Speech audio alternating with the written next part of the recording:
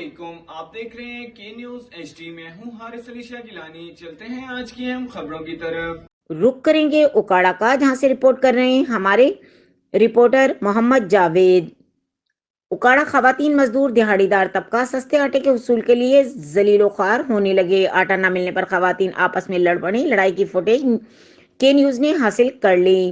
Truck driver اور محکمہ food اور پٹواری عملے کی ملی بھگت سے آٹا ہوٹل مالکان کو فروخت کیا جانے لگا۔ خواتین، بچے، بزرگ، نوجوان لمبی لمبی قطاروں میں انتظار کرتے رہے۔ من پسند افراد کو فروخت کرنے پر خواتین لڑ پڑیں۔ آٹے کے سیل پوائنٹ پر آٹا نہ ملنے پر خاتون آپس میں لڑ پڑیں۔ شہریوں نے ڈپٹی کمشنر اکاڑا اور کمشنر ساہیوال سے رینالہ خرد میں آٹے کی سیل پوائنٹ کا وزٹ کرنے کا مطالبہ کر دیا۔ جو عمل اپنے پسند افراد کو آٹا فروخت کرتے ہیں، اس کے خلاف کارروائی کی جائے۔ مزید خبروں اور اپڈیٹس کے لیے ہمارے ساتھ رہیے گا، تب تک کے لیے اپنا خیال رکھیے گا۔ اللہ حافظ۔